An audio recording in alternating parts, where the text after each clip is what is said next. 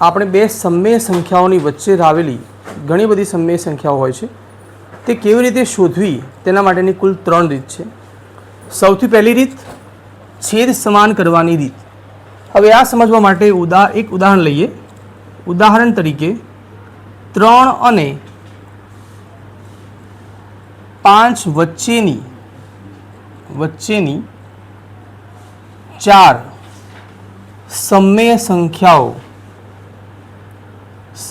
સંખ્યાઓ શોધો.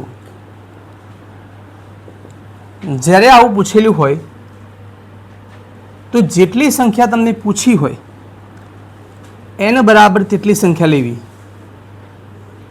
ત્યારબાદ n+1 કરવું, એટલે કે 4 + 1 બરાબર 5. હવે 3 અને 5ની જો વાત કરીએ તો આ સમમેય સંખ્યા હોવાથી એના છેદમાં 1 છે. n+1 જે તમને સંખ્યા મળી હોય એના વડે બંને બાજુ ઉપર નીચે ગુણવું, એટલે 3/1 × 5 × 5. આ તરફ પણ 5/1 × 5 અને × 5. હવે 3 પંચું 15, 5 એકા 5. આ તરફ 5 પાંચું 25 ભાગ્યા 5 એકા 5. તો 15/5 પછી આવતી સંખ્યા 16/5, 17/5, 18/5, 19/5 વગેરે જેવી સંખ્યાઓ હશે જે આપણને માંગેલી સંખ્યાઓ કહી શકાય. જો દાખલાની અંદર આવું આપેલું હોય કે 2/3 અને 4/5 વચ્ચે આવેલી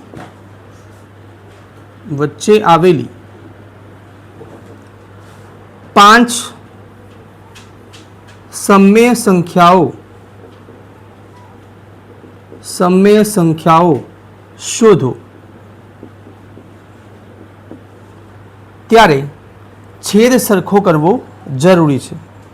માટે 2/3 અને 4/5નો છેદ સરખો કરવા માટે અહીં છેદ 3 છે અને અહીં છેદ 5 છે. માટે આ 5ને આ તરફ બંને બાજુ ઉપર નીચે ગુણવું. 2/3 × 5, નીચે પણ 5 વડે, તથા આ 3ને તે સંખ્યાના ઉપર નીચે ગુણવું. 4/5 × 3 અને × 3. હવે 5 દુ 10, 5 તાલી 15, 4 તાલી 12 અને 5 તાલી 15. હવે 10/15 પછી આવતી સંખ્યા એક જ છે, 11/15, અને પછી 12/15 આવે છે. પરંતુ આપણને 5 સમમેય સંખ્યાઓની જરૂર છે. માટે n બરાબર 5 લેવું અને n+1 એટલે કે 5 + 1 બરાબર 6 વડે બંને બાજુ ઉપર નીચે ગુણવું.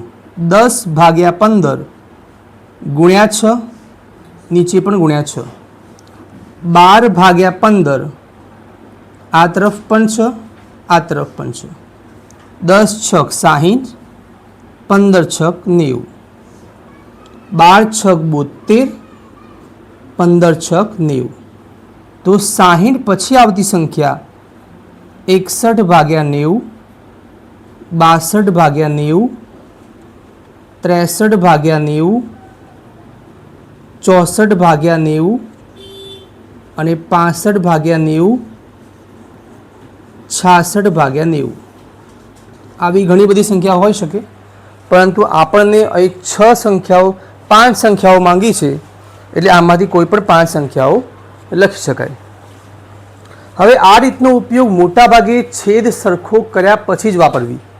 જેમ કે પહેલા દાખલાની અંદર બંને બાજુ છેદ 1 હોવાથી ત્યાર પછી તમે આ સ્ટેપ n+1 વાળું લઈ શકો. અહીં છેદમાં 3 અને છેદમાં 5 છે. માટે સૌથી પહેલાં આ છેદને સરખો કરવો અને ત્યારબાદ n+1 વડે ઉપર નીચે બંને બાજુ બંને તરફ ગુણવું. હવે બીજી મેથડ સરેરાશની રીત. માની લો કે એક સંખ્યા રેખા છે અને તેના પર એક તરફ 2 અને બીજી તરફ 4 આપેલા છે. હવે આ બંને સંખ્યાઓની વચ્ચે કોઈ એક જ સંખ્યા શોધવી હોય તો આ બંને સંખ્યાઓનો સરવાળો ભાગ્યા 2 કરવું. 2 + 4 ભાગ્યા 2 એટલે 2 + 4 એટલે 6 અને નીચે આવે 2 તો આનો જવાબ થઈ જાય 3. એટલે કે આ બંને સંખ્યાઓની વચ્ચે એક ત્રીજી સંખ્યા હશે જે છે 3. હવે આ બંને સંખ્યાઓની વચ્ચે બીજી સંખ્યા શોધવી હોય તો આ બંને સંખ્યાઓનો સરવાળો 2 + 3 ભાગ્યા 2 એટલે કે 5 ભાગ્યા 2 અને આ બંને સંખ્યાઓનો વચ્ચેની સંખ્યા શોધવા માટે 3 + 4 ભાગ્યા 2 એટલે કે 7 ભાગ્યા 2 જવાબ આવે. ટોટલ 2 અને 4ની વચ્ચે તમને ઘણી બધી સંખ્યાઓ મળી શકે છે. 5 ભાગ્યા 2 અહીં 7 ભાગ્યા 2 આવું. એક પ્રશ્ન વારંવાર પૂછાતો હોય છે કે કોઈ પણ બે સમમેય સંખ્યાઓની વચ્ચે કેટલી સમમેય સંખ્યાઓ હોઈ શકે? તો એનો જવાબ આવશે અનંત સંખ્યાઓ. બે સમમેય સંખ્યાઓની વચ્ચે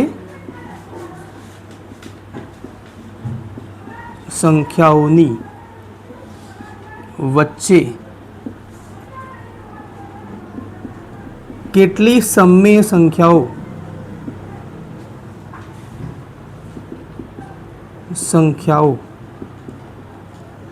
આવેલી હોય છે? તેનો જવાબ આવશે અસંખ્ય. ઘણી બધી સંખ્યાઓ આવેલી હોય છે. ચલો ત્યારબાદ છેલ્લી રીત જે છે દશાંશ પદ્ધતિ. દાખલા તરીકે 3 અને 4ની વચ્ચે આવેલી સંખ્યાઓ શોધવી હોય તો આ ખૂબ જ સરળ છે. માત્ર પોઈન્ટ ઉમેરવાનો છે.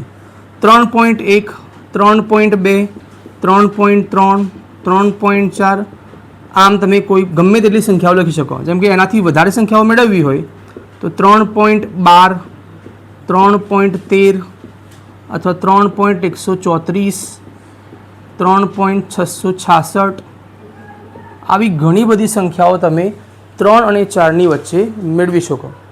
હવે જ્યારે દાખલાની અંદર બે સમમેય સંખ્યાઓની વચ્ચેની સમમેય સંખ્યાઓ પૂછાઈ રહી હોય ત્યારે યાદ રાખવું કે આપણે સૌથી પહેલાં આ રીતનો જ ઉપયોગ કરવો, જે ખૂબ જ સરળ છે એટલા માટે. Okay, thank you.